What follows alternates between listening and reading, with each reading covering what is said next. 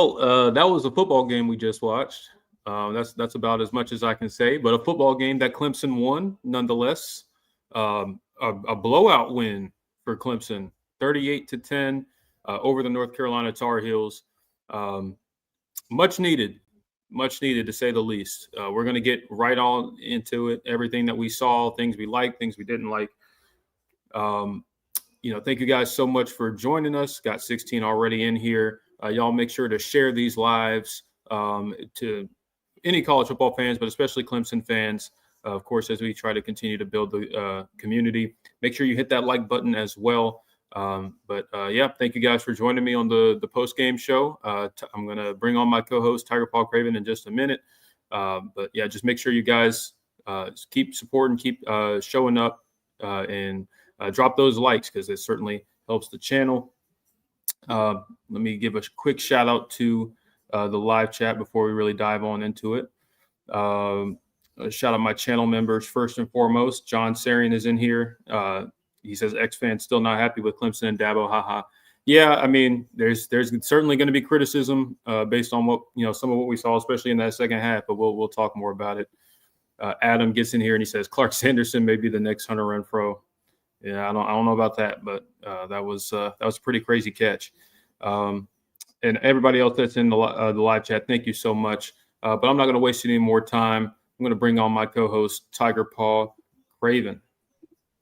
TPC, what's up, man? Hey, what's up, everybody? What's up, Jordan?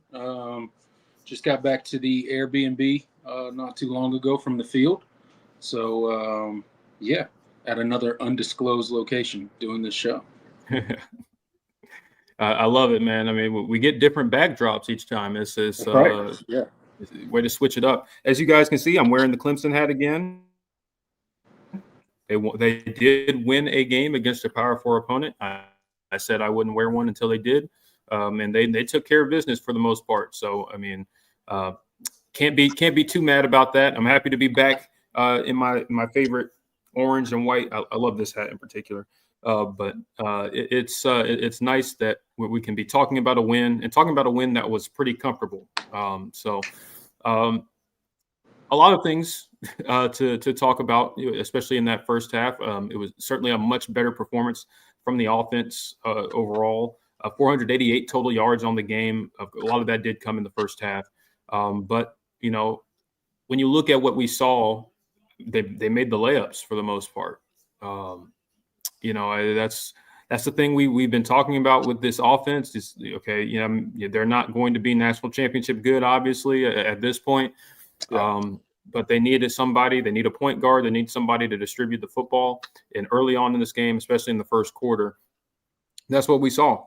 Cade Klubnik, I thought, he was decisive with the football. The throws themselves weren't always perfect, but he gave his guys a chance. And a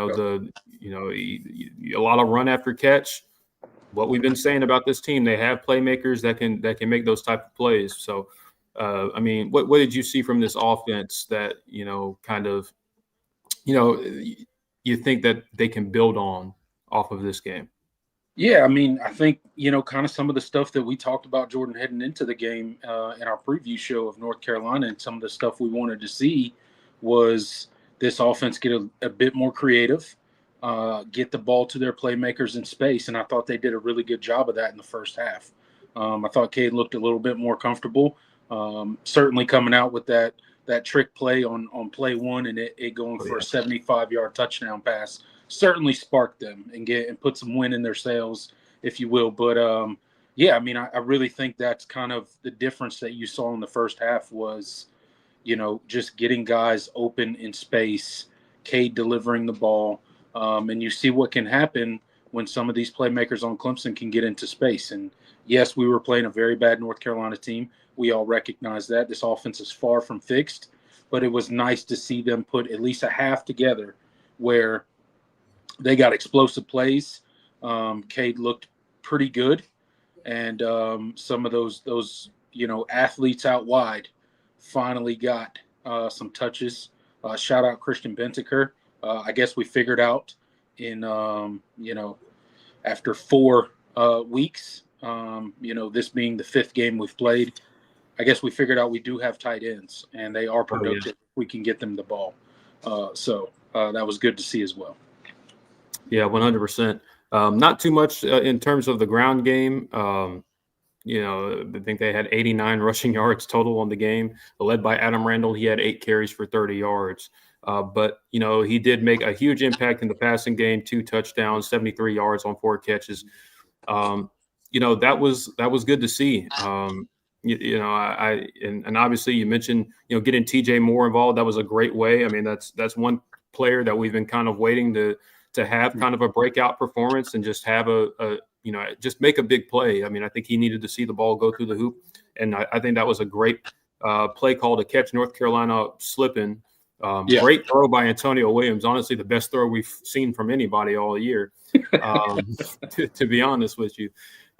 Gave his guy a chance, let him, led him at least a little bit, and he had plenty of separation and he was able to take it to the house. I mean, wasn't expecting it, but it was, like you said, it put wind under this offense's sails and allowed them to kind of build some momentum to put together those touchdown drives.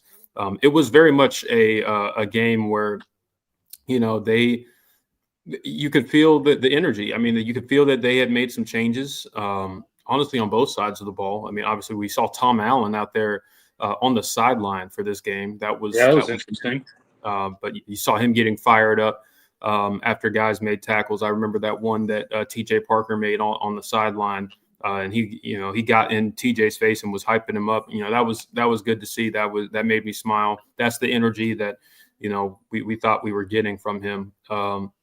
So I don't know if they'll continue to do that. I don't know if this was just a North Carolina week type of thing, and he's going to go right up into the box, but it seemed to work. The defense largely played pretty well today, at least, especially the first team. And they especially after they kind of settled in after that first drive. And again, I want to continue to preface this as we've already said, this UNC team was not good. They are not very good at all. I mean, that's what we saw on tape, watching this team. I mean, they aren't particularly good at anything. So, I mean, this one of the reasons why we felt like, hey, I mean, if you're going to have a get right game, it's got to be this one. And I mean, it's kind of one of those things. Like, North Carolina is not a good team, absolutely. But heading into this game, we didn't really know how bad Clemson was. Right. So this was kind of the game to figure out, like, hey, are we that bad, or are we just nowhere near where we thought we would be this year? Turns out we're just nowhere near the level that we thought this Clemson team would be, but we're not that bad. Yeah, we can still make a bad team look bad. Right, we can still make a very bad Power 4 team look bad, which is refreshing to see, because to this point in the season, Clemson hasn't made anybody look bad. Everybody's made them look bad, actually, including Troy, which is your only other win on the season. So, yeah, absolutely. So, it was extremely refreshing. And, you got your playmakers, the football. That's at the end of the day, Adam Randall, Christian Beneker, Bryant Wesco, and TJ Moore. Obviously, those guys had the biggest days. Antonio Williams, of course, has himself a 1-for-1 75-yard touchdown. I think he's got a passer rating of 1,061 right now. So that's pretty cool. Sounds like QB1 to me. I mean, I know I put out here dealing, throwing touchdown passes. I mean, I ain't never seen a college quarterback with that kind of QBR. So, sound like QB1 to me. Wow. Did Vandy just take it to the house? Uh-oh. Wow. Bama in trouble? Uh-oh. But yeah, it was, hey, this team is still, talented enough that they can out-talent a team that has pretty inferior talent. And so, that's more than what we could say, this time, 24 hours ago. So, right. I'm Clemson fans that are watching, that are looking for any reason to hold on to hope for this season. I'm not saying that this is going to be a game that sparks a turnaround, but I think momentum is a real thing in football. And, if you can put together a performance like this, I mean, you never know. Sometimes all it takes is that confidence booster. I mean, the App State game last year was a very, very big catalyst for the run they went on in the midpoint of the season, where they were just putting up points on everybody. They weren't against great teams, but like we said, I mean, this team hasn't looked good against anybody at this point. So, yeah. Enjoy these wins when you can get them, because you never know. And your opponent next week, Boston College, got absolutely drubbed by Pitt today. So, that transitive property doesn't exist in college football, but at least you can go into that game feeling like, hey, we might be playing another team that we can physically beat up and potentially win this game. But you got to go up to BC, and that's always kind of a difficult challenge because of the travel and just the atmosphere. It can be a weird spot. I mean, Clemson haven't lost to BC since, I want to say 07, 2008, 2007, 2008. It's probably one of those Matt Ryan years. So it's been quite a while, but and I'm going to knock on wood, but going into that game, it's nice to have a performance like this, to build off of. Yeah, absolutely. Definitely nice to see just an easy win for the Tigers today. We were hoping, me and you, Jordan, we talked about it last week. We were hoping that it would happen. We were hoping that this was the quote unquote get right week. It seemed to produce itself in that way. Had about as an explosive as a first half on offense as you could. The defense, as you mentioned, outside of that first drive, performed very well, and held it for pretty much the entire game. Had some drives here or there, gave up that late touchdown with like 10 minutes to go in the game.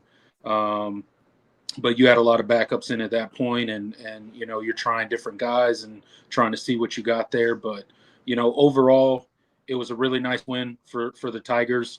Obviously, we're not going to make too much about this as far as predicting the rest of the regular season, or the rest of the season for that matter, and what that'll look like for the Tigers. I don't think this North Carolina game really tells you anything when it comes to that, the remainder of our schedule.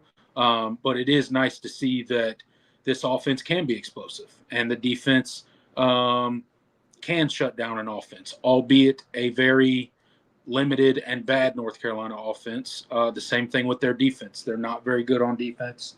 But what are you supposed to do when you play a really bad offense and a really bad defense? You're supposed to blow them out. And that's what Clemson did today. So we'll take this win because we needed one in the worst way possible. And we'll see where this team goes from here. You mentioned you got Boston College next week. That's kind of a sleepy place to play. You're going to be far more talented than them. You're going to be expected to beat them just like you were expected to win this North Carolina game. So we'll see if this momentum from this game can mean anything when it comes to getting any sort of sustained momentum this season, if you will. So we'll see. To be determined. Yeah. And obviously in a game like this, when you're up by so much early in the game, obviously this is the first time this season we got a real opportunity to see a lot of backups on both sides of the ball. Yeah.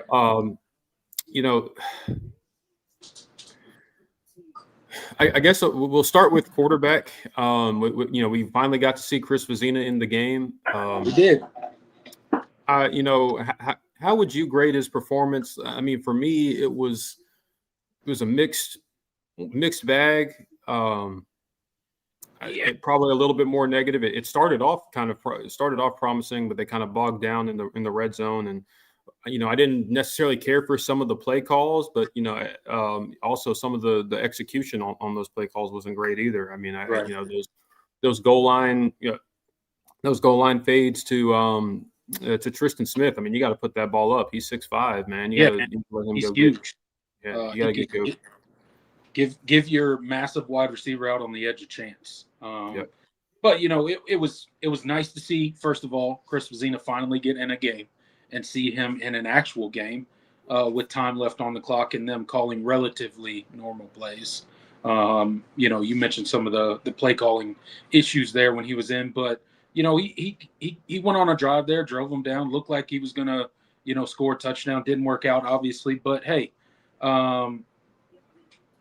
it was not great. I mean, just being completely honest, it was not great. You can see why they're going to continue to roll with Cade Klubnik, in my opinion, regardless of what happens the rest of this season. I think you see that. But it begs the question of why does he not look better 3 years in? It starts making you ask some questions about development when it comes to the quarterback position at Clemson and whether that is being adequately developed on this team. Because a guy that sits for 3 years, you would assume is ready to go if need be. And Chris Vezina, although does not look terrible out there, I think he's far from ready to go. I think Cade still gives you obviously your best chance to win on this team, right? And those were legitimate questions being asked prior to this game. But now that you've seen him in game, it wasn't great. It wasn't great. He clearly still needs some work. Yeah, that's for sure. And we did see Trent Pierman as well, and probably the drive the MVP was 2 spring games ago. You remember? Yes, the MVP 2 spring. I continue to. I mean, honestly, when you look at it, I mean, Trent Pierman is probably the player. Like, if you want somebody of any of the quarterbacks that you want it to put in that is going to take what's there and not make mistakes, he's probably that guy. Right. But obviously, he's extremely limited as a thrower in terms of his arm talent. So that. You're never really going to see him get that opportunity. No. But the drive he led was pretty good until the fumble. Fumble on the goal line. Shout out to Clark Sanderson on that catch. That was a tough catch over the middle. But it's clear you don't have a true answer right now at quarterback for the future. It doesn't seem as it stands right now. I think Chris Vezina is going to get his shot, but I'm wondering I'm wondering what you do in the offseason, with Cade Klubnik gone, because at the end of the day, I feel like this quarterback room needs a real competition, and if it's going to be between, say, Chris Vezina and I don't know, Chris Denson and Tate Reynolds, I don't know if any of those 3 guys are going to be ready to go and truly starter caliber ready, or if they don't especially if they don't have somebody to truly push them, somebody that is capable of starting. I don't think, it just doesn't look like you have a real answer or somebody that can operate the offense at that level. I mean, except for maybe Trent Pierman, but again, they're not going to play him. And actually, does he even have eligibility after this season? I'm not entirely sure. I think, I mean, he's got to be close to gone after this, right? Like, I'll have to. I don't know. Somebody can look that up for me, or honestly, I can do it right now. But I don't know how much he has left. But I mean, you think about, as much as Cade Klubnik has struggled this year, you look at the quarterbacks that are behind them that got in the game. Obviously, we didn't get to see Chris Denson in the game, but you saw, everybody else essentially, and it's not great. It's not great. And regardless of what happens the rest of the season, whether Cade Klubnik turns it around and has, a great, second half of the season, if you will, or whether he doesn't and continues to struggle throughout portions of the season, he's gone. So what are your answers for next season? Because at some point you do have to think about that. And it might be, this might be a time where Dabo Swinney might have to go dabble in the transfer portal for a quarterback. Yeah. And I know that's a competitive market, and that market is going to require some significant NIL funds to land anybody that you really want to land. So that'll be something interesting to kind of think about and talk about as the season goes. And obviously as we get towards the end of this season, and whether this team makes a bowl game, doesn't make a bowl game, or whatever happens, those talks will certainly start ramping up as we head near spring practice and that transfer portal window opens up. Yeah, I mean, it's definitely something they're going to have to consider and truly, give some real thought into, because and especially, with how this season has gone, I mean, you have to be constantly looking to bring in competition to your roster in general, not just at the quarterback position, but Right. everywhere. And I don't know, maybe Chris Vizina goes into this offseason and he comes out and he's the guy, but putting your faith in that, given the track record of this staff, this offensive coaching staff, I can't see it. I definitely think this staff will have some shake up after this season anyway. But yes, I do. Yeah. But at the same time, you can't put the onus on a new coaching staff to try to bring up a guy that they didn't recruit, because we've seen how that's worked out. So I think that's something that we're going to have to continue to monitor. And listen, it's one opportunity. Maybe you blow out some other teams and Vizina comes in and he looks a lot better, and we're having a different conversation. But right now, it just, based off of my eyes and based off of what we've been told and what people who have been in practice, it's.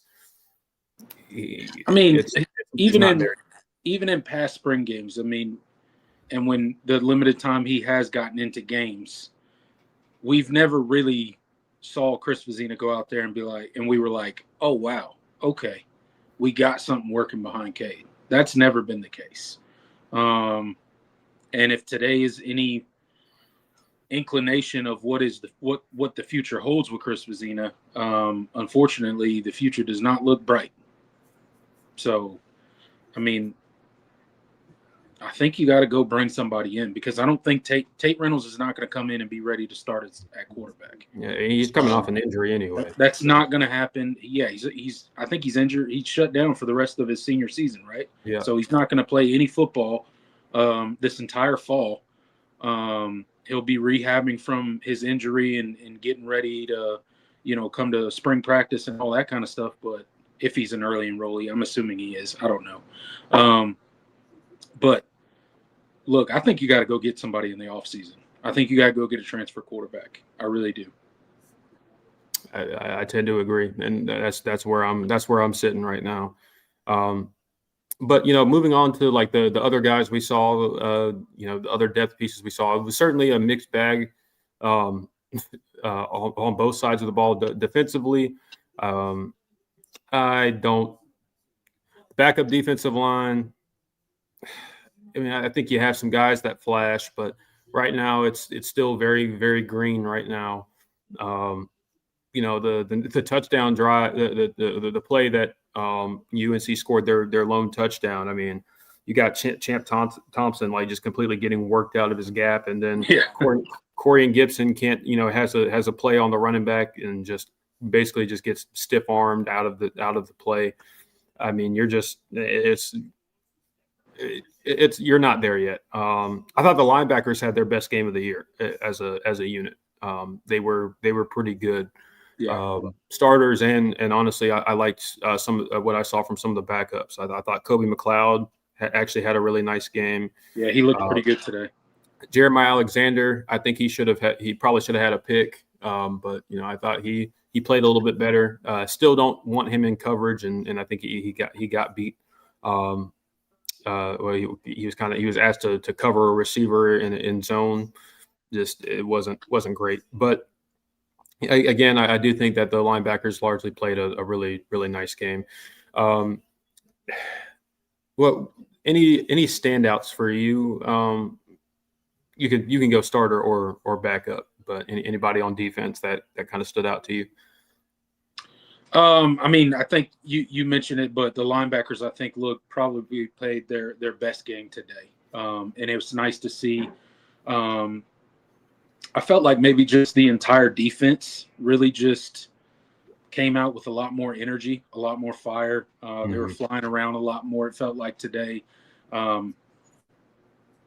Tink Kelly out there on the edge, he had a Yeah, couple nice plays today. That was nice he to got see. hurdled too. Yeah, I felt bad for him there. Yeah, he did get hurdled. That's not great, but he did have a couple nice plays out there. It was nice to see that kind of depth coming into form there. Stephylon Green, he flashes all the time, but he looked really good today. I did, for as much flack as he's gotten so far this season, I did notice TJ Parker a little bit more today. Definitely looked to be flying around a little bit more, and just kind of involved in plays a little bit more than I've recognized to this point in the season. So He got pressure. when you kind of go in on these players and they respond in a positive way, you got to kind of give them a little bit of a shout out too. So a little bit of love to TJ Parker over there and how he looked today. So defensively, that's kind of what I saw. I kind of liked Tom Allen on the sideline. That was a bit of a surprise when I turned on the game and saw him and they showed him and he was on the sideline. I was like, wait, what? I had to do a double take. I was like, what are we doing here? Because and I don't know if the effort or the level of play equated to him being on the sideline or not, or just you're playing a team that is not doing well this season, right?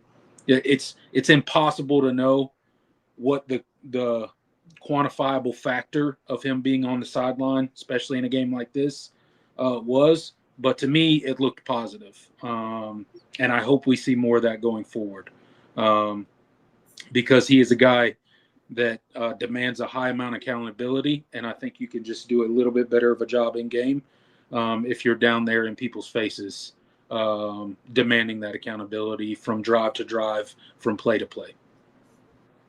Absolutely. And you mentioned, the energy on the sideline was different with it seemed like with Tom Allen out there. I saw somebody say this a couple of weeks ago. It might have been Tiger Commenter over on Twitter or X, whatever you want to call it. He said that maybe we have the wrong coordinators in the wrong coordinator in the box and the wrong coordinator on the sideline. Yeah, I would agree with that. I would agree with that. Just personal opinion, but I would agree. Yeah. But yeah, it was good to see the energy defensively. It was different, and the guys were they were flying around. Again, North Carolina offense not very good, but we haven't seen this defense play with that level of intensity all season. So maybe the first half against LSU, they played really well, but that's about it. Yeah. So it was good to see. We haven't actually had a chance to talk about it. You mentioned Tink Kelly, and obviously he's kind of seen his snaps grow, and that certainly played a factor into why Shelton Lewis is now shutting it down and going to enter the portal.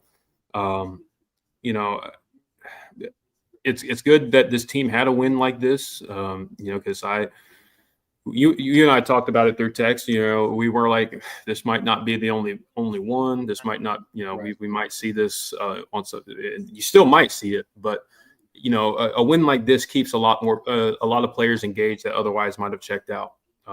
Especially when you can get a bunch of these guys in to play the game today and get touches, and get some significant snaps that they have not gotten to this point in the season. I think it can't be overstated how big it was to get a blowout win against North Carolina today and get some of those younger guys that could be thinking about transferring or shutting it down for the season, or whatever the case may be.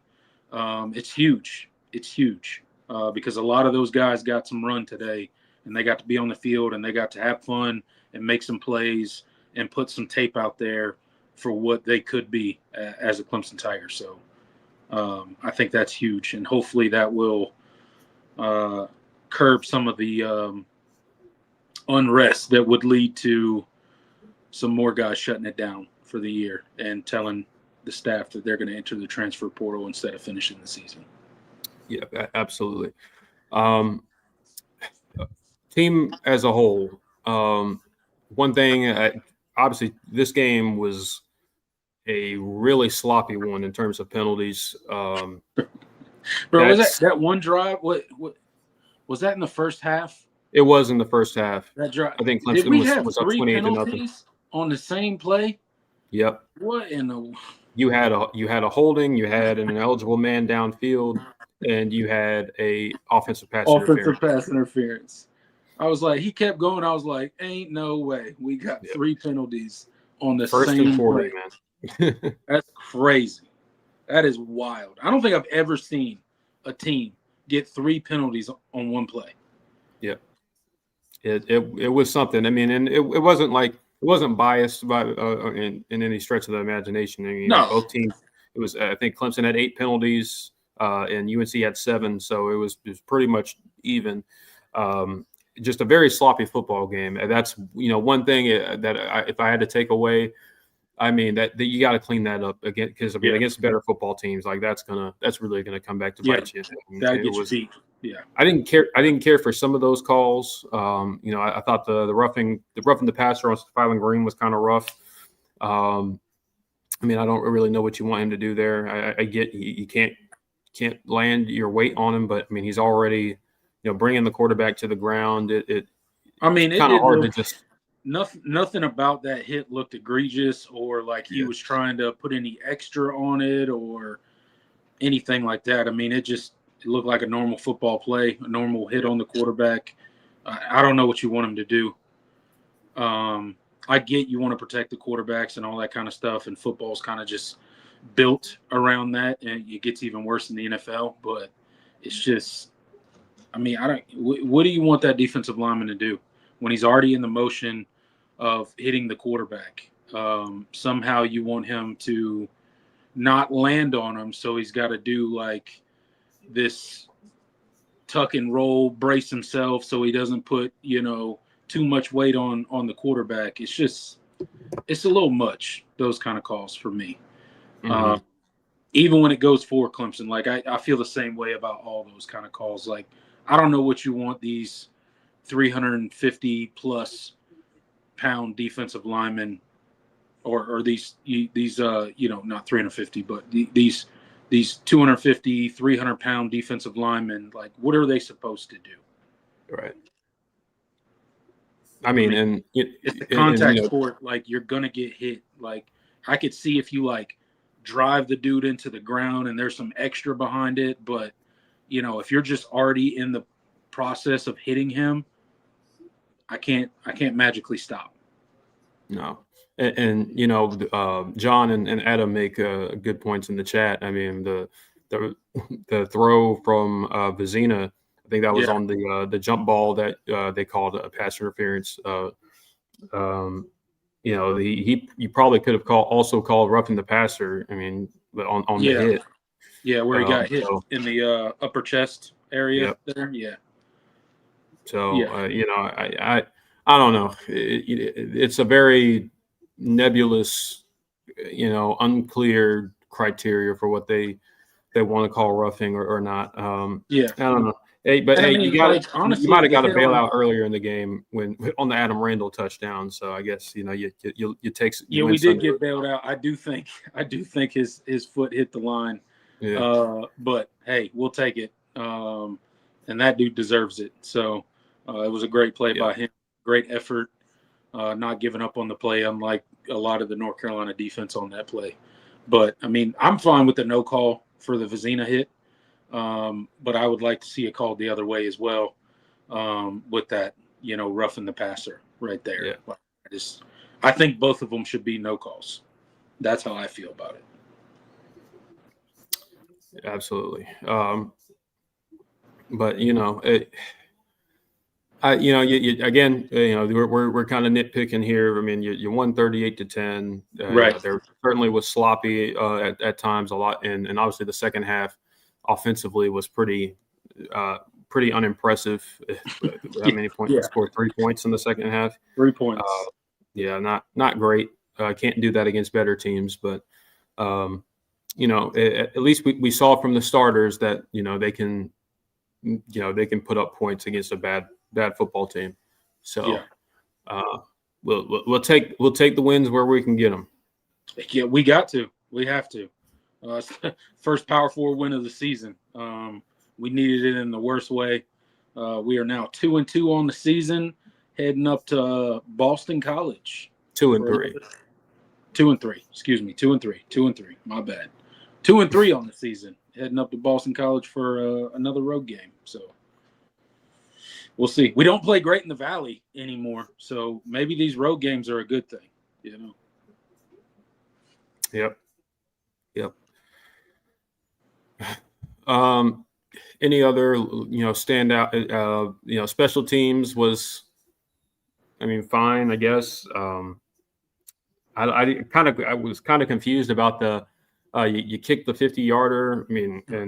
But UNC calls timeout and then you pooch punt it. I get that Nolan missed it. I get Nolan missed it. But go give him another opportunity. Go give him another opportunity. I would have kicked it again. I didn't understand that at all either. When he I don't know. I don't know why he put it there. That didn't make any sense. And then some of the I had some questions about some of the play calls. Jet sweeps to Ian Shefflin, as Adam mentions. What are we doing? Well, you mean out of all the guys on your roster, that's not the guy you would pick to run a jet sweep with? I can't imagine why. What was I thinking? He's so fast. I can't imagine why. I don't know. That was something. They desperately want to get him a touchdown. It's very clear. They keep they keep isolating him, trying to get him in one-on-one situations where in the jump ball. I think that's a better play call than running the jet pass. I'd rather see you run a ISO him to one side and run a jump ball. Just toss it up, see if he can go get it. Not a jet sweep. And they did do that, and Vizina had to put the ball in a better spot there too. So, but still, a jet sweep, no, sir, no. You got no business running a jet sweep at all, ever. I don't know why they keep getting it to. I don't know why they feel like they need to make a concerted effort to get him the football when I think Alston Pat Henry is the most thankless player on the team, honestly, because he's a starter for you and he doesn't really get those same opportunities, but he's the most violent blocker on the team. Every time I watch him, it's just like he is driving somebody into the dirt. It's pretty special stuff. But we saw Christian Beneker, who obviously I think has a ton of. You and I both think have a ton of potential, and could be one of the better tight ends that Clemson has had. But you gotta give the guy willing to do the dirty work some love too. That should be the guy, especially in games like this, where it's clear no matter what you do, you're going to win the game. That's when when you talk about having a program where, there's a standard and, you talk about all these guys that work hard and blah, blah, blah, blah, blah. That's when you reward those guys, right? That's when you reward an OPH and give him a couple calls. Those shouldn't be going to somebody like Ian Shefflin. I got nothing against him, but what has he ever done for this football team? Just being completely honest. He was a great basketball player for Clemson. Cool. What's that got to do with being a football player? Right. Adam mentioned he'd rather see Tristan Smith get a touchdown. Me too. Yeah. Me too. He had a big catch, big fit, jump ball. Wow, that's been in the playbook the whole time. Right. Some of this stuff is puzzling when you watch it, but that was something. but yeah, it's again nitpicking. Just happy that you made a bad team look bad. You won comfortably, and we're not we came out of this not sweating because I mean you and I both picked fairly competitive games. I think I was 20 what was I 27-17 something like that, and you Yeah. were I think you were like 28-24 it was something like that. You thought it was Something going like to be that. a one Yeah. score game, so Yeah. I I have think to I go back and picked. look. We didn't write it down this time because we're doing so terribly on our picks, but I at think I least picked. we got the win right for once. I think I picked 20-17. Clemson wins by a field goal. 20 to So 17. Okay. I did not give Clemson's offense any respect in my pick, and I guess gave UNC's offense too much.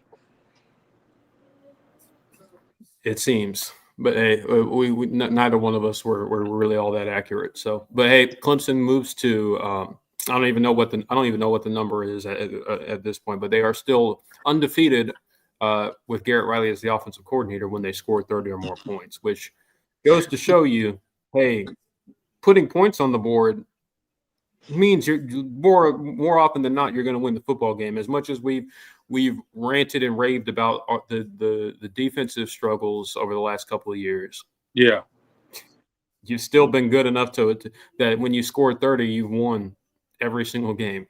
right. So, Yeah, that would have been nice against some of the other teams that you've played this year. But hey, it's better to start now than never at all, I guess.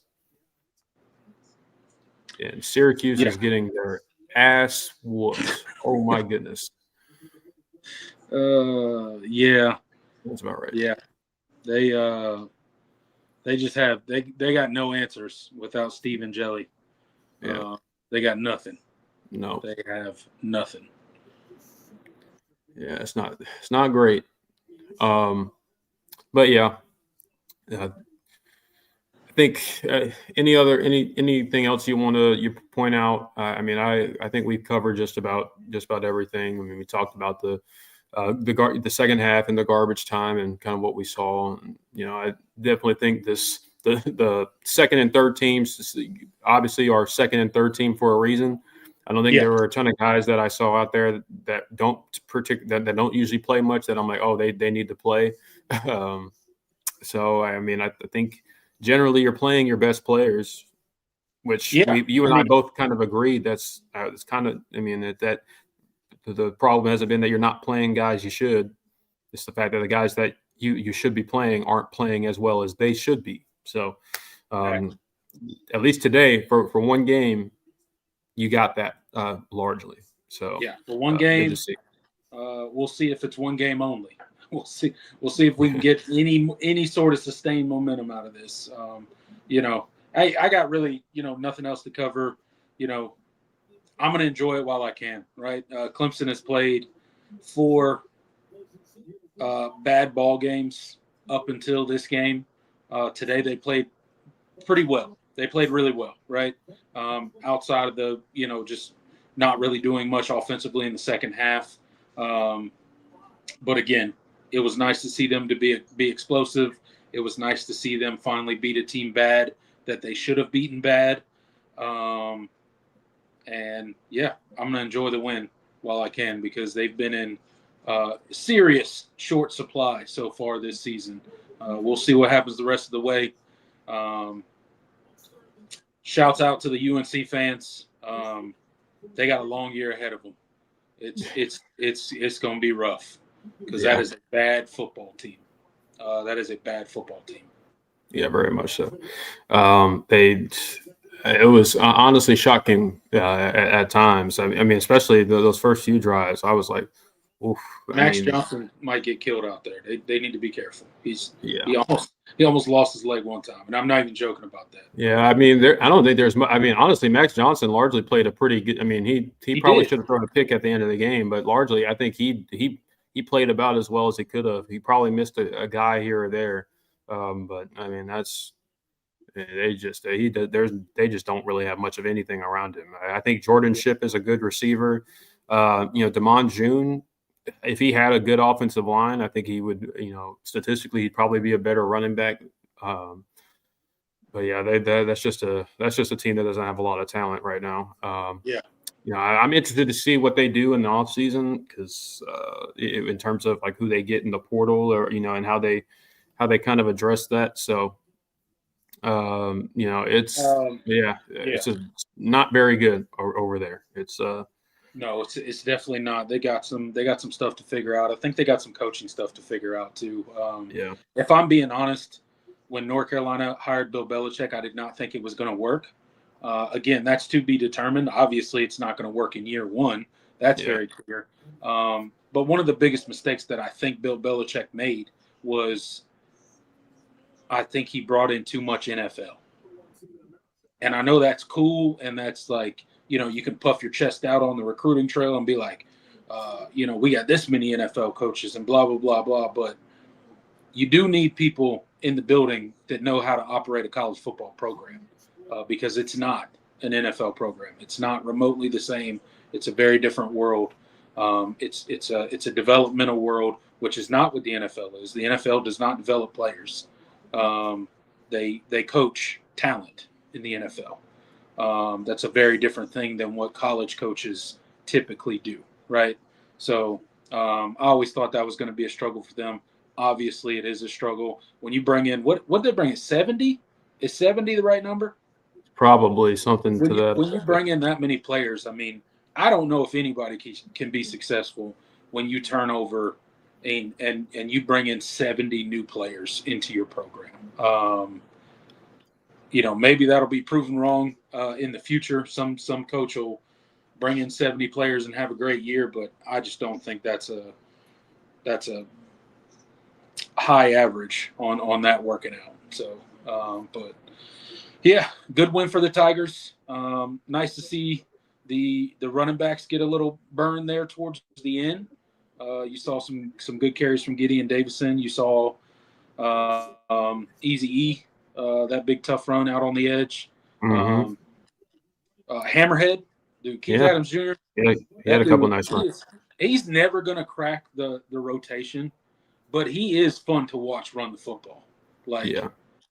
If I was him, I would go somewhere to get playing time because that dude is just trying to run through people every time he gets the football. And it's entertaining to watch for me. So I don't know what he'll do, but if I was him, I would go get some playing time somewhere because he'd be really fun to watch and follow. Yeah, absolutely. Jay, I totally agree. I do think this team misses Jay Haynes. But he's that home run guy. Yeah, he's that home run guy.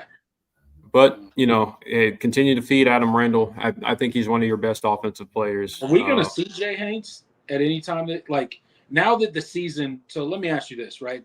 Now that the season has started the way that it did, I think they were fully planning on bringing. I think Jay Haynes was a massive part of the plan for this season, right? I think the coaching staff assumed by this time in the season they would have Jay Haynes back. That's clearly not the case because of his setback. With how this season has started, do you think they're just going to medical him the rest of the year and bring him back? I wonder.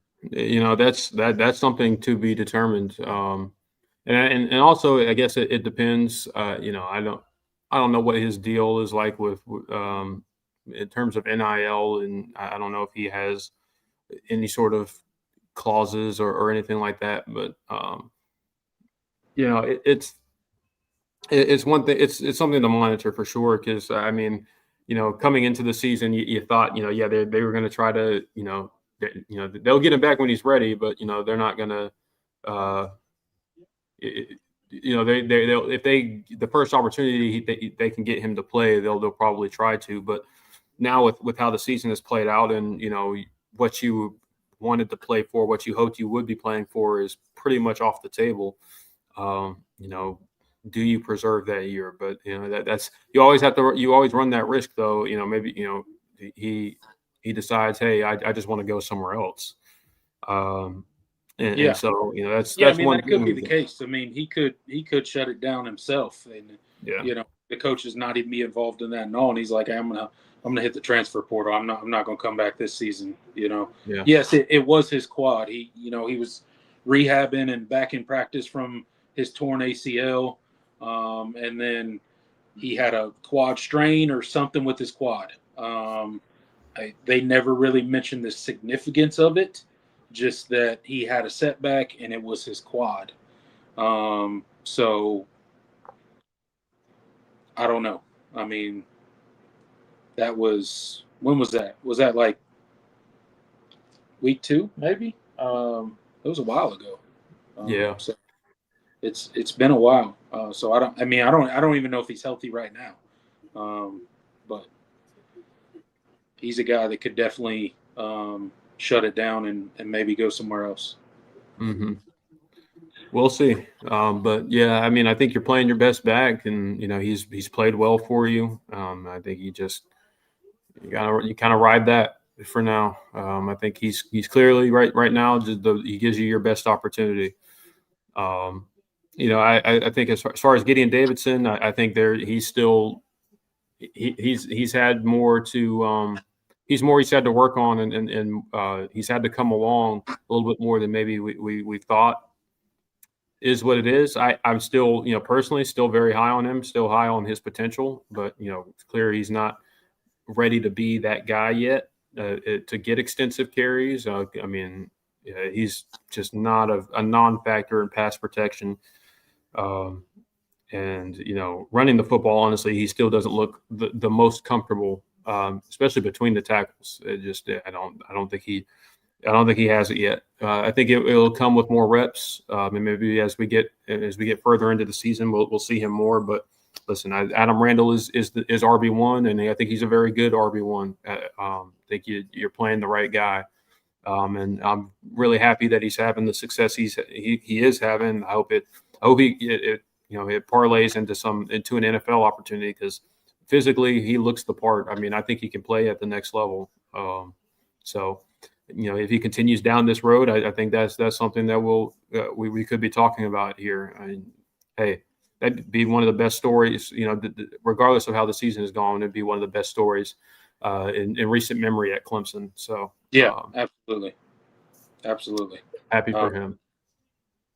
Yeah, I'm really happy that he's having the season so far that he has. Is Penn State really getting beat 24-7 right now against UCLA? Yeah. I thought UCLA canceled their football team. No, they might as well have. They effectively did. what is going on? Hey, That's crazy. listen, it's about time. I mean, Penn State's that they've been waiting for a performance like this. They played absolutely nobody up to this point, and until they played Oregon, Mm-hmm. and had home field advantage, and it's still. I mean, hey, them Penn State fans, they're gonna be pissed at James Franklin. Yeah. Oh man. It's Nico for Heisman. Yeah, Nico's looked terrible against everybody this season, but now so he played Penn State. Yeah.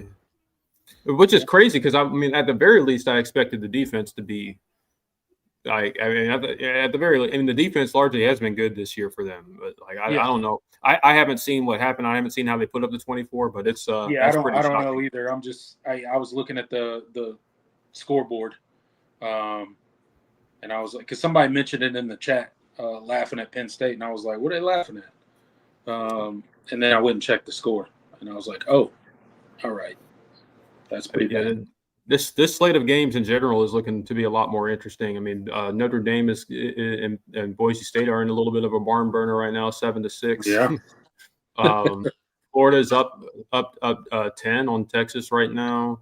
Bama and Vandy are tied at 7. Yeah, so we got some interesting potential results. Trouble in Texas. Yeah. Oh. Alabama, Vandy tied up. Yeah. Some interesting results. Louisville right now. Yeah. 14-7. Shout out to the Fighting Tony Elliots. Indeed. Happy for Tony, man. I mean, if they can, I am happy for 2 wins in a row. I'm happy for Tony. I'm happy for Brent and how both their seasons are going. So, If we have to suck this year, at least we can look at some former coordinators that won us national championships and be happy for them. Yeah. Right. If nothing else. Absolutely.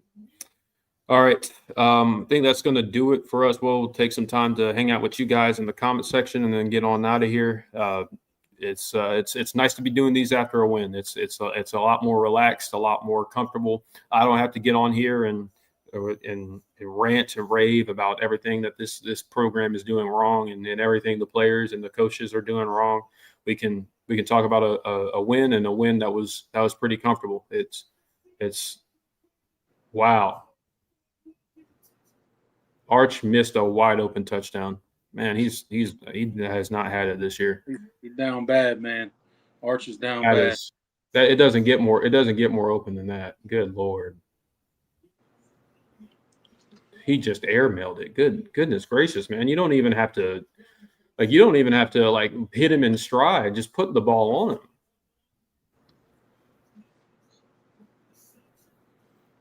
Oof, that's tough.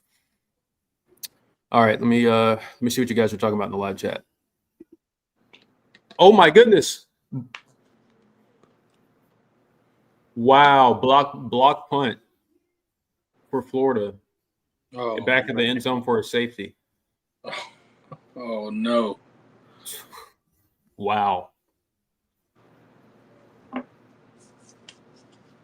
Man, this is something. John says, obscure stat of the day, only Kate and Mahomes have put up 4 touchdowns in a quarter on Bill Belichick.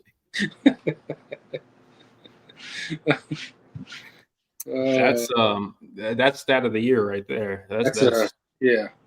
You had to dig deep to find that stat. John says Nico's salary keeps going down. Clemson can probably afford it. Yeah, no thanks. I mean, I'm good. If we're going to take a disgraced quarterback from the 2023 class, give me. I would honestly take Arch. As bad as he's looked this year. I'd take him before I took Nico. Yeah, sure. Absolutely. Arch wouldn't be the headache. I'd roll with Chris Mazzina before I roll with Nico. Yeah. Honestly. Or Pierman, or Chris Denson, or anybody on our roster. If we're going to get Nico, no thanks. No thanks. And honestly, what we got. I'm good. It's not even that much against Nico. It's just I mean, it'll be dealing with a second Big Dave. I'm good on that. That experiment's over. These overbearing daddies that want to be involved in everything about their get up nonsense. I like how Arch has a lot. He comes with a lot of celebrity, but he doesn't have the ego. His family is not overbearing. I mean, they're very professional. I liked how they interacted with Clemson when he was being recruited, and when they made it when it was clear that they weren't they were going to consider other options. They made it clear to the staff. They communicated, and I like how they went about things. So I would if we wanted to bring somebody to bring some competition to this room. Hey, if Arch ever decided, hey, I'm going to hit the portal, I actually wouldn't be against it. Maybe some people would disagree because he hasn't looked good, but I mean, I still believe in the raw physical tools he has. So yeah. And Adams got a good point. He said Billy Napier's job is saved, confirmed. Yeah, I know. Yeah, just when we think Billy is dead. If they go on to win this game, they definitely can't fire him. At least not this week. Yeah. So who's more mad right now, the Texas fans or the Florida fans? Yep. I know this will be Penn State's best excuse in years to fire James Franklin. Yeah, man. I mean, a loss to a god awful UCLA team, that might be the nail. Yeah, usually he just loses to the good teams, those teams that are better than him, or a little bit more talented than him, or whatever the case. He typically don't lose to bad teams. So yeah, this would be a new one for James Franklin. Yeah, I mean, he doesn't Yeah, I mean, he's like he would lose the one excuse I mean, he's had. like the one they lost last week to Oregon. He always loses that game. Yeah, that's always a loss. So that didn't surprise anybody. he never loses. He rarely ever lose these types of games. Losing to UCLA, who barely has a football team. That would be. Yeah, you'd probably have some very unhappy Penn State fans. I don't know that they'll fire him or if they should, but that's up for Penn State fans to figure out. But they're probably punching walls and throwing TVs right now. Jeez, dude, tell me about it. Let's see.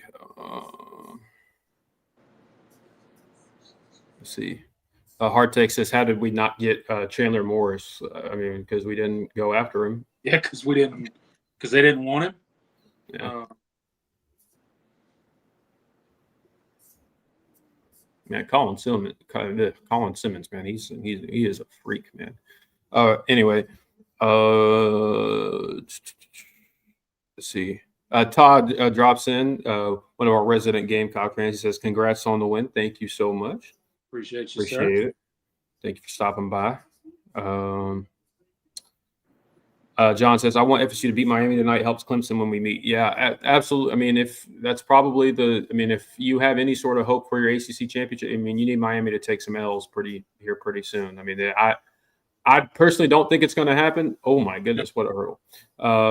But FSU has a chance. They have a chance, and in these rivalry games, anything can happen. But I mean, Miami with that defense, especially. I mean, the offense certainly has been several ticks back, but they're still productive. And Carson Beck has been steady, but their defense might be second best in the country, honestly, behind like Ohio State. They're legitimately good. Yeah. So, I mean, that's going to be a tough challenge. Let's see. John says Arch and Riley would probably work well together. Yeah, I mean, I think that could be a marriage that works.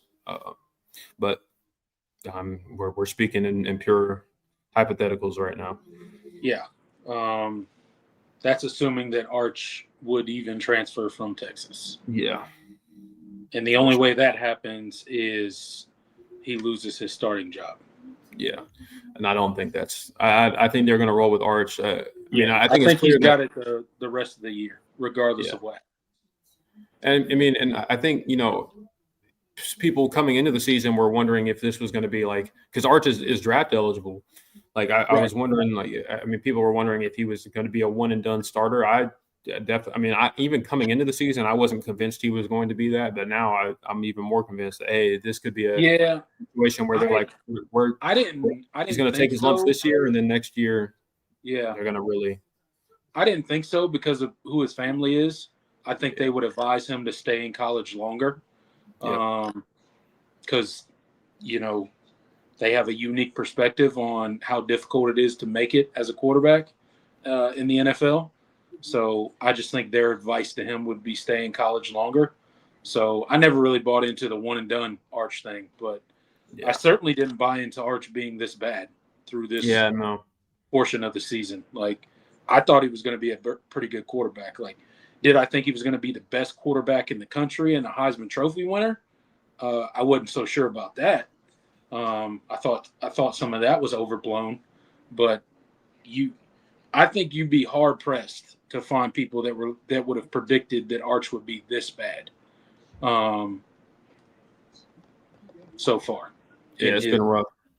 I wonder. I mean, I've had some people speculate. I've seen some speculation that he's hurt. And it definitely, on some of his throws, he doesn't look like he has the same kind of zip on the ball that he was.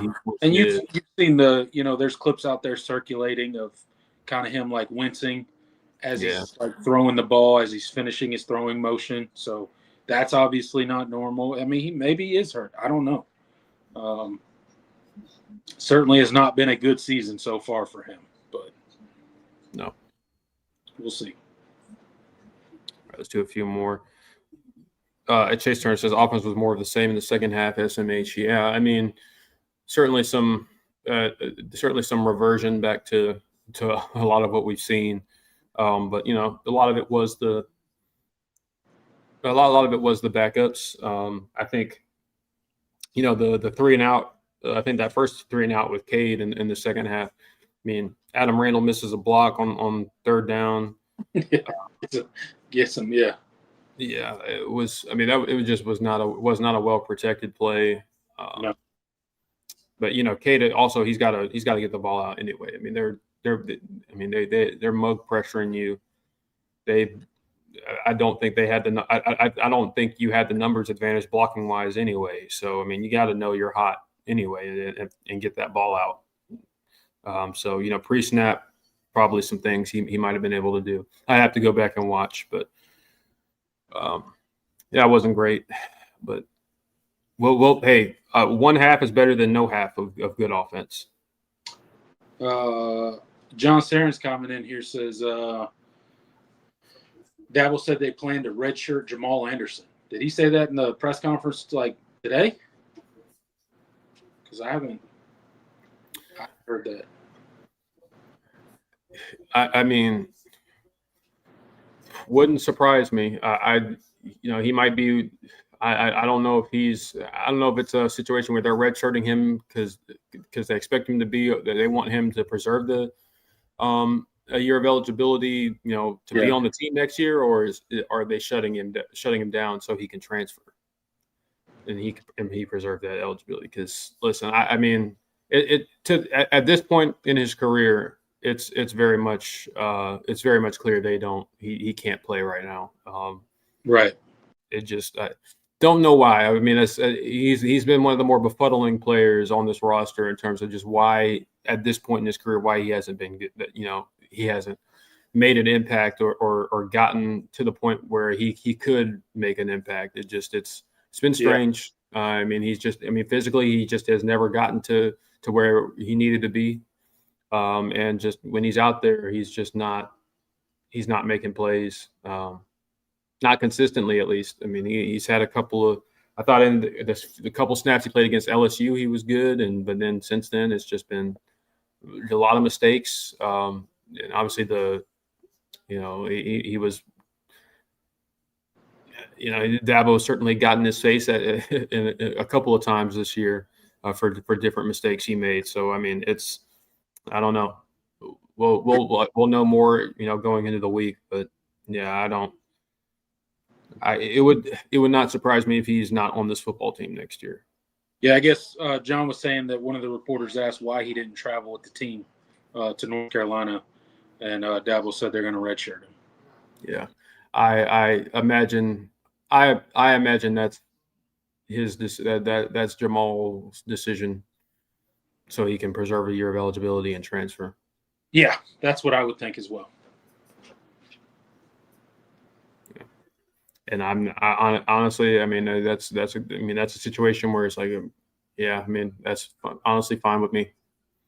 Yeah, I mean, I think I think honestly it'd be best for both parties at this point.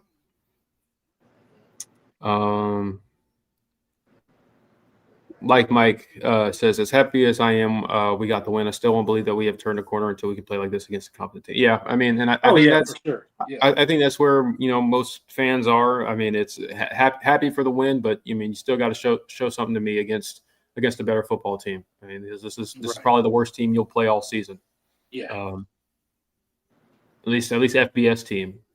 Honestly, I mean, I think they're worse than Troy. So I mean, yeah. The only other team you got left on your schedule that's probably worse than them is Furman. Yeah, and I don't even know Furman's record. I mean, Furman, I haven't checked to see how they're doing. They might not even I'm just assuming they're not as good just because of the talent gap, but they might be better. Who knows? They're 3-1 right now. They're currently up 25-22 on East Tennessee. So they might be better than North Carolina. They might be better than North Carolina. Who knows? But yeah, as far as FBS teams goes, I think this. Hey, North Carolina see that? Go play. Speaking of North Carolina, did you see that stadium in the second half? Good. What was it? There were 87 people there. Like what? It was a ghost town, man. What in the world? I knew a couple. I mean, I know a couple Clemson fans that were at the game. They were like, "Yeah, it's a ghost town here." I mean, Grayson Mann was like, "Yeah, it's empty. It's like completely almost." I mean, they showed up, and then Clemson started pouring it on early, and I guess they were like, "Nah, we're good. We're gonna head out. We'll catch y'all next week." Yeah, I mean I wasn't spending too much time looking at the stadium. I mean, listen, one thing I'll never deny UNC. They've got some pretty women over there. Not gonna lie.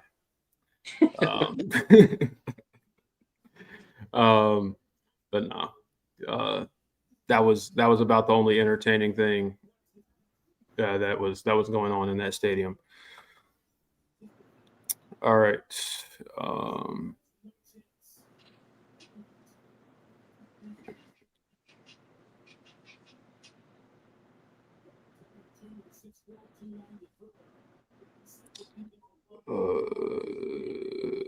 right, let's see. Justin says, who is the guy on our sideline wearing UNC blue with a Clemson paw? I don't know. I'm not I didn't sure. see it. But I mean, you see that on a lot of sidelines where, they got a completely different color. Like it's not a team color at all, but it's team merch. I don't know if those guys are like wearing a unique color over there so you can pick them out over the sea of orange or white or whatever. But I don't know. Yeah. That'd be my first guess is like they need to be easily identifiable, which is why they would wear a different color other than the Clemson color. John says, segue from seats to pretty women. See what Jordan has on his mind right now. Yeah, and I'm pretty. I think I saw my future wife on one of the commercial break at one of the commercial breaks. Yeah. Was she wearing Clemson gear or North Carolina gear? North Carolina. Yeah, it don't matter. You'd figure it out. Yeah. We'd figure it out. I'd be able to convert her. I could change her. Yeah, I could change her. I could fix her. As long as she's not a nursing major. Yeah. I'm staying. No nurses. If she's a nurse, then that's a no-go. But everything else, don't do it. Yeah. And they do have a pretty good nursing program, so there are a lot. I mean, honestly, there's a decent chance she is in nursing, but I gotta. You could won't change know till you. Yeah. Yeah, maybe. All right, y'all. I think that's a good place to end it off because now we're just off the rails now. Yeah, we're off the rails. Thank you guys so much for tuning in. Appreciate each and every one of you that showed up. Clemson is back in the win column. We'll see if they can continue this. Maybe build maybe build a little bit of a winning streak. Who knows? Yeah, we'll talk more about this on Tuesday as they get prepared for Boston College. And y'all make sure to continue to support. Thank you for if you haven't already, please hit the like button and make sure that you are sharing the show with your friends. It's a great way to, as we continue to build the community. We're getting really close. How far away are we from 6,000 now? Last I looked, we were maybe like 130. Sounds like about that. Right. Somewhere in there, somewhere in that ballpark. Absolutely. So, yeah, we are getting close. So hopefully, we can hit that by the end of the season. That's kind of our goal. So, y'all make sure to continue to share with your friends and all that. But until then, we'll see you on Tuesday for the All In Show, 8:00 p.m. sharp. I say sharp, but probably not going to be sharp. I'm Jordan Bowman. He's Tiger Paw Craven. We'll see y'all Tuesday. Go Tigers. Go Tigers.